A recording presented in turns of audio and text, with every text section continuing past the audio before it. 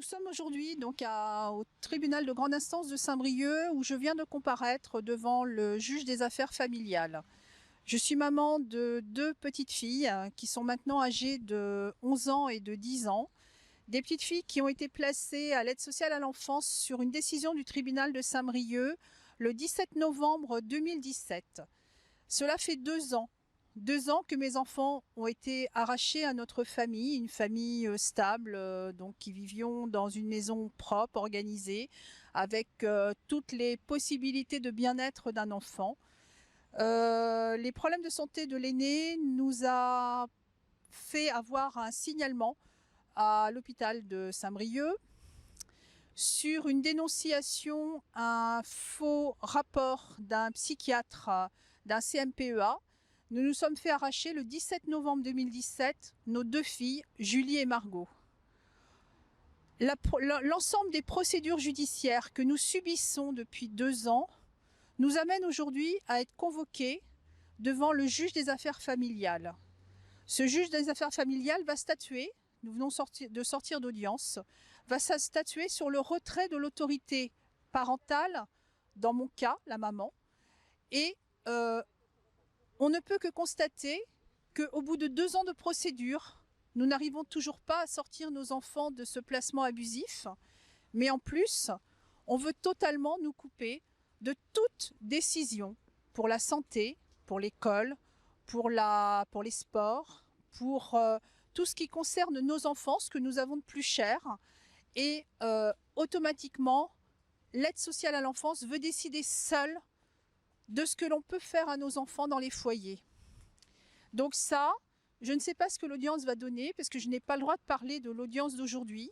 Je n'ai pas le droit de divulguer quoi que ce soit. Le procureur m'a très lourdement invité à ne pas en parler. Donc je ne dirai rien sur l'audience. Mais sachez, les parents d'enfants placés, que même si on vous retire l'autorité parentale, vous restez avant tout les parents qui aimaient vos enfants, qui vous battrez jusqu'au bout pour eux. Et quoi qu'il advienne, qu'ils se rassurent, je n'arrêterai pas de me battre pour mes enfants pour pouvoir les sortir de là. Mais Nadine Plestan, il s'est passé quelque chose dont vous pouvez parler. Apparemment, il y avait un juge d'instruction qui vous avait interdit certaines choses, et que lui est-il arrivé? Alors nous avons su ce midi que le juge d'instruction qui nous avait mis en garde à vue, dont nous avons été mis en garde à vue suite aux dénonciations que nous avons faites sur ce que subissent nos enfants dans les foyers de l'aide sociale à l'enfance en Côte d'Armor, ce juge d'instruction devant qui nous avons comparu le 26 juin 2019 est expulsé de notre département, interdiction de vivre dans le département. Ce juge d'instruction donc a été dessaisi pour des raisons judiciaires. Je ne vais pas rentrer dans les détails. Et j'ai appris. D'accord. Bon. Alors, et donc, voilà. Donc, on sait aujourd'hui que le juge d'instruction vient d'être muté ou est en cours de mutation.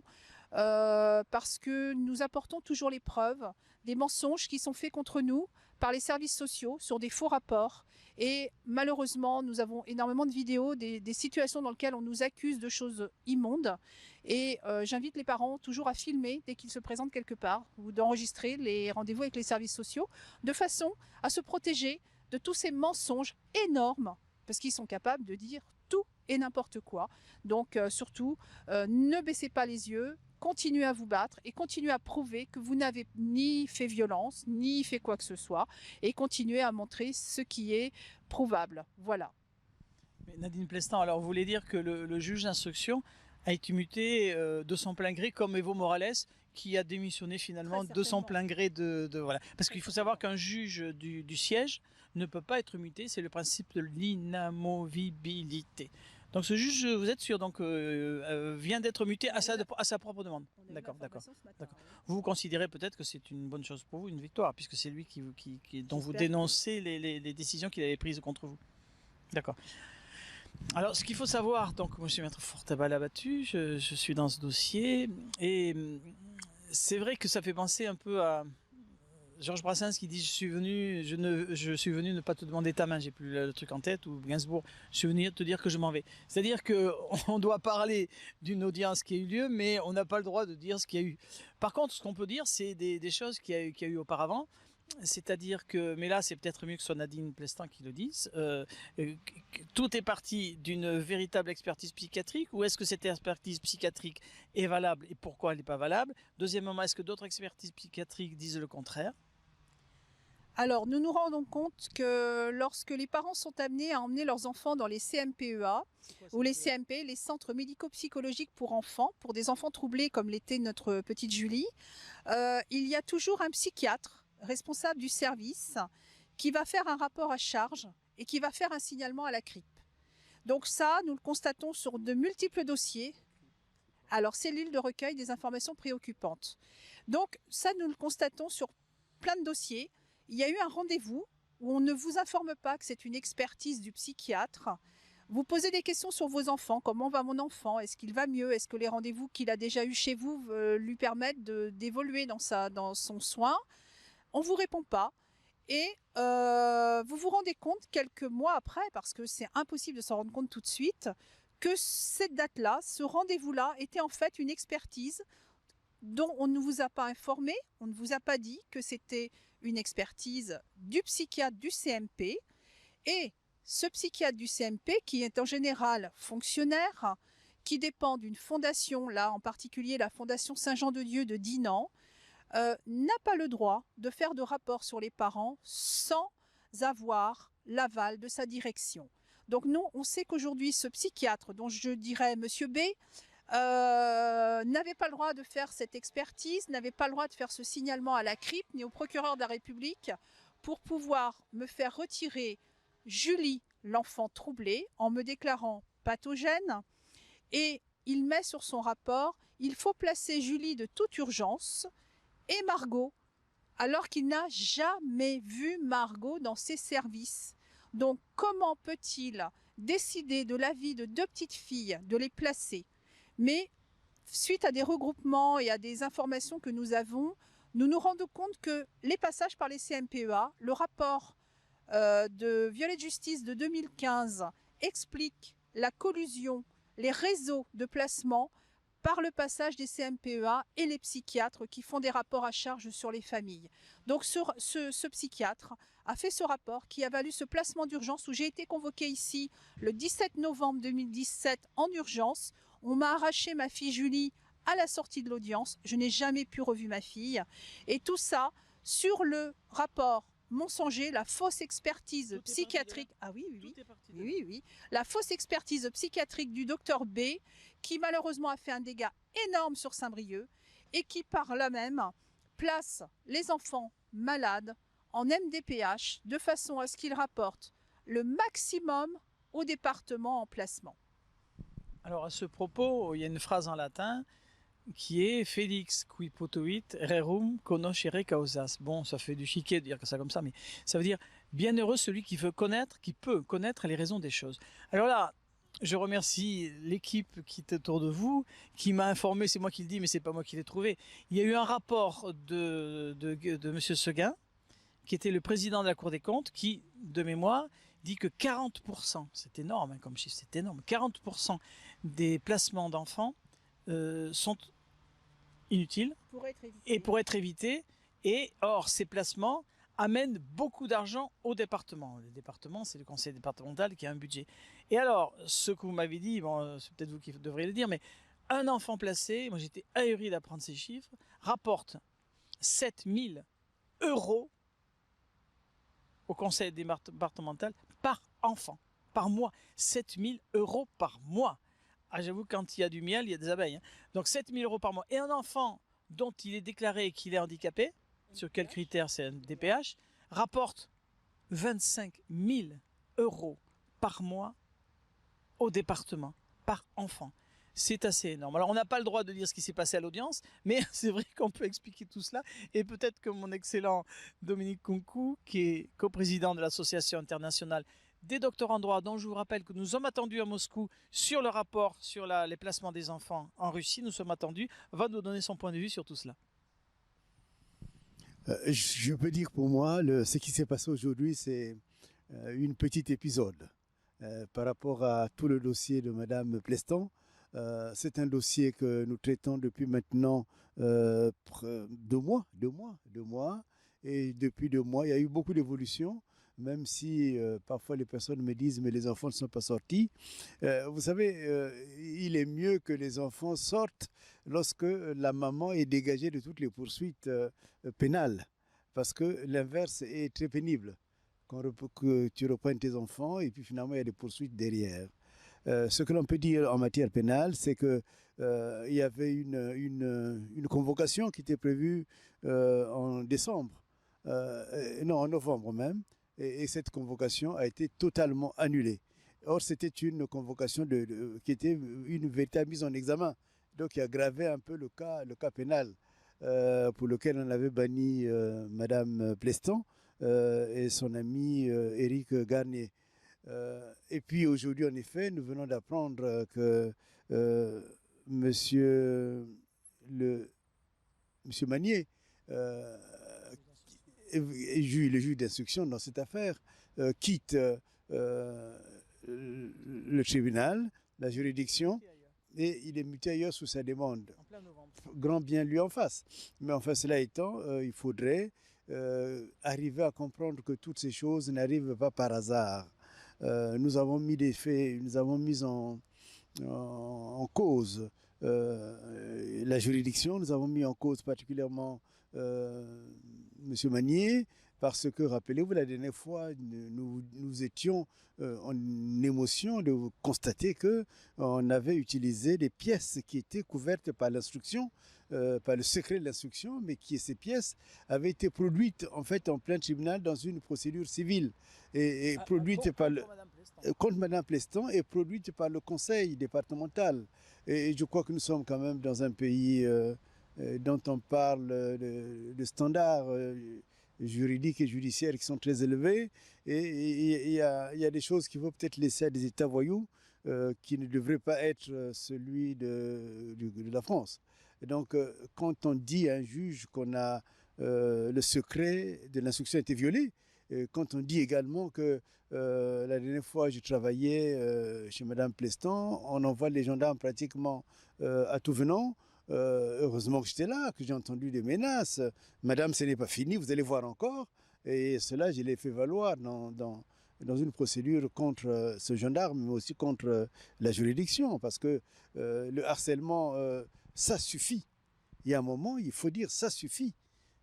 C'est pareil, comme il y a 2 ou 3 jours, je suis intervenu à l'hôpital l'hôpital de la clinique Océane, je crois à Vannes, et des jeunes qui sont tout heureux d'accueillir leurs enfants, leurs bébés, et on leur rappelle qu'ils ont été à l'ASE, et donc à ce titre-là, pratiquement on fait des signalements d'office. Pour placer l'enfant qui vient de naître. Mais dans quelle société nous sommes? L'ASE n'est pas toute puissante. L'ASE, c'est pas la société, c'est une sorte d'épiphénomène de la société. L'ASE, c'est l'aide sociale à l'enfance. Mais c'est eux qui s'occupent des placements. En fait, c'est les services gardiens que le conseil départemental utilise. Et le conseil départemental, voilà, c'est le pouvoir exécutif. C'est eux qui donnent des informations au procureur, puisqu'en l'occurrence on l'a eu. Et il y a eu aussi ce psychiatre. J'ai oublié son nom, mais moi je... oui, moi je dirais bien plus son nom, mais il m'échappe. Mais en tout cas, qui place les enfants n'importe comment, ce ne sont pas ses enfants, qui place parmi les handicapés les enfants bien portants. Donc il y a là vraiment un abus. Moi j'invite le gouvernement, carrément le gouvernement, à prendre au sérieux ce problème. Le problème des enfants, c'est l'avenir d'un pays, un pays qui ne sait pas gérer son enfance, qui ne protège pas son enfance, met en danger non seulement le pays, mais l'avenir. L'avenir. Quel est ce pays où il n'y a pas d'enfants? Quel est ce pays où les enfants en naissance sont toujours en danger? Quel est ce pays où une fois que tu es tombé par terre, dès que tu essaies de te relever, on te rappelle toujours que tu étais par terre? Ce n'est pas normal. Ce n'est pas normal, et moi je considère qu'à ce niveau-là, le droit devient vraiment une arme de combat, comme avait dit un sociologue qui parlait de la sociologie comme une arme de combat. Je considère que le droit est une arme de combat. Le combat n'est pas forcément la violence, il y a la violence des pacifiques. Et je crois que nous en faisons partie. J'avais dit quand j'ai pris le dossier de Madame Plestan que ce dossier serait emblématique, Et ce dossier l'est actuellement. Et bientôt, le monde entier, je crois qu'il y a des articles qui doivent sortir au Canada, le monde entier est en train d'être au courant du dossier de Mme Pleston. Il faut qu'on laisse Mme Pleston vivre sa vie. Il faut qu'on laisse les femmes et les hommes qui aiment leurs enfants les aimer. Ce n'est pas l'ASE qui les aime, ce n'est pas vrai. L'enfant appartient à une famille. Et même lorsqu'on parle de l'autorité parentale a son assise dans une famille. Donc il faudrait qu'on puisse commencer à aimer les familles si on veut faire la bonne justice. C'est extrêmement intéressant aujourd'hui parce que, vous savez, celui qui a inventé le zéro, celui qui a inventé le moins, le zéro c'est rien et le moins c'est encore moins que rien. Mais pourtant, un zéro et un moins, c'est quelque chose qui permet de construire paradoxalement. Eh bien, aujourd'hui, puisque c'est une audience par définition en chambre du conseil, et s'il y a le secret absolu sur ce qui s'y dit à l'audience, on a pu relancer, grâce à la presse libre, on a pu relancer cette affaire en ne disant rien de ce qui s'y est dit. On va relancer cette affaire, mais du coup, ça va donner un scoop pour Global Press. Voilà que l'affaire, je précise un petit peu ce qu'il vient de dire, prend de l'ampleur à l'étranger, puisque une avocate russe est saisie du dossier, on ne dit pas le nom pour le moment, et d'autre part, dans un autre pays que la Russie, nous ferons une conférence de presse qui va faire beaucoup de bruit sur ce qui se passe, parce que les pays étrangers, alertés par des presses, des global press ou médias libres de ce sens, se rendent compte que la France se dit pays des droits de l'homme et donneuse de leçons à l'extérieur, alors que pour les enfants, ce qui se voit est dramatique, à tel point qu'il suffit de reprendre les discours du Premier ministre et de la ministre de la Santé, nommant un ministre, M. Taquet, pour s'occuper de ce qui se passe et qui est terrible dans la réalité qu'a sorti déjà la presse libre, une partie de la presse libre. Donc merci beaucoup d'avoir permis de donner cet éclairage. Et je vous donne Merci. Mais en tout cas, moi, j'appelle les familles à la confiance. J'appelle les familles à l'unité. J'appelle les familles à l'effort. Ne pas baisser les bras. Et j'ai même envie de dire souvent, les familles qui me voient, je leur dis, beaucoup ont arrêté de travailler. J'ai dit, recommencez de travailler. Il ne faudrait pas qu'on vous mette en sous-humanité. Il faut que vous repreniez les forces. Beaucoup m'ont dit, mais les avocats, il faut les payer. Justement, il faut les payer pour qu'ils travaillent. Et pour que vous puissiez les payer, retravailler. Et également, j'ai dit, s'il y a nécessité, faites-vous des cagnottes, faites-vous les Africains par les tontines, de telle façon qu'il n'y a pas de cause sans moyen. Et si vous avez vraiment la volonté de gagner, il faut le faire. Gagner ne signifie pas gagner contre les autres, mais gagner, c'est rendre un État puissant. Et je crois que tout État puissant dans le monde doit veiller sur son enfance, sur la jeunesse. Parce que si on ne fait pas attention, on aura des délinquants, parce que la plupart des gens qui sortent de l'ASE, souvent entrent dans la délinquance. Et ceux qui essayent de construire leur foyer, comme c'est Sandral, je crois que c'est la famille de Van, on veut les rattraper. Ce fichage aussi, moi je le dénonce. Il faudrait qu'on arrête ce fichage. On devrait le soumettre à la loi de 1978 de Badinter. Parce que c'est pas parce que c'est des jeunes qu'on a attrapés avec la drogue ou je ne sais pas avec quoi, que ces jeunes ne peuvent pas bénéficier des droits. En 1978, on a quand même parlé de la fameuse loi liberté informatique et liberté. Et comment se fait-il que des gens qui sont sortis de l'ASE depuis 15 ans, on les retrouve dans les fichiers des hôpitaux pour que les hôpitaux fassent des signalements?